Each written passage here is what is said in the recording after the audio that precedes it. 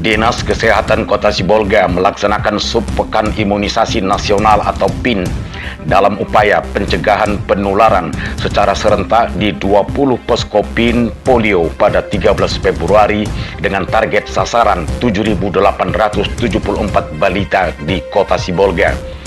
Kegiatan Subpin dilaksanakan di Sumatera Utara karena berbatasan langsung dengan Provinsi Aceh terkait kejadian luar biasa KLB virus polio yang berpotensi terjadi penularan virus dengan kategori risiko tinggi.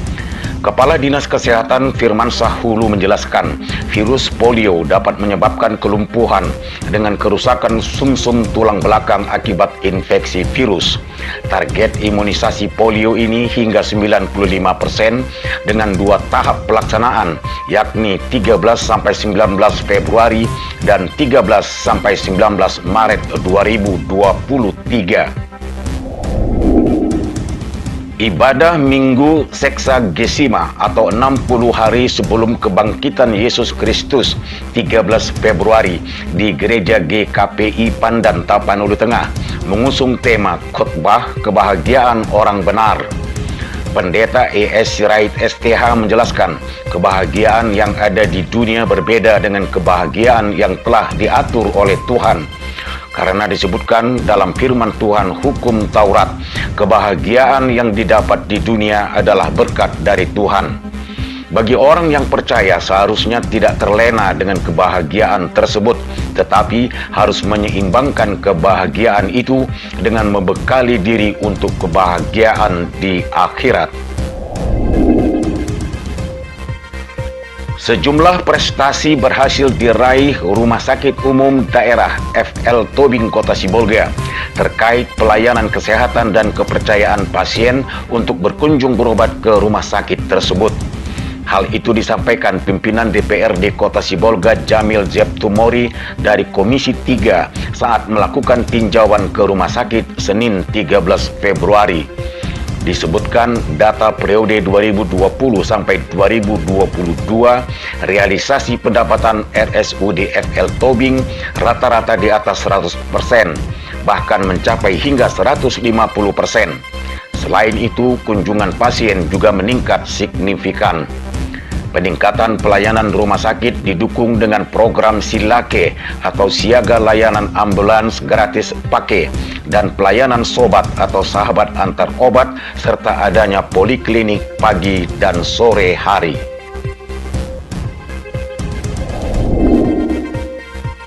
Event F1 Powerboat Internasional yang digelar 24-26 Februari 2023 di Danau Toba adalah peluang meningkatkan perekonomian daerah.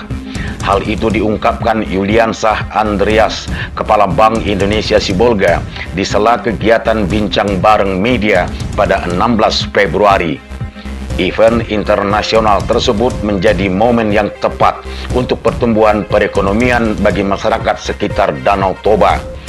Bank Indonesia Sibolga membuka stand sejumlah usaha mikro kecil dan menengah UMKM, showcase atau pameran souvenir, mulai dari pakaian dan kain, serta produk kuliner kedaerahan. Gubernur Sumatera Utara Edi Rahmayadi mengukuhkan tim Satuan Pendidikan Aman Bencana di wilayah cabang Dinas Pendidikan Sibolga 17 Februari di lapangan SMA Negeri 1 Plus Matauli Pandan, Tapanuli Tengah. Pengukuhan dimaksud adalah satuan pendidikan yang menerapkan standar sarana dan prasarana serta budaya yang mampu melindungi warga satuan pendidikan dan lingkungan sekitarnya dari bahaya bencana. Gubernur menegaskan wilayah Sumatera Utara terdiri dari 33 kabupaten dan kota dengan daerah yang sangat rawan terjadinya bencana alam dan berharap dengan satuan pelajar tersebut dapat siap siaga jika terjadi bencana di lingkungan sekitar. Kepala Dinas Pendidikan Provinsi Sumatera Utara Asren Nasution mengatakan pada kesempatan tersebut dikukuhkan 15 sekolah di Tapanuli Tengah dan 9 sekolah di Kota Sibolga.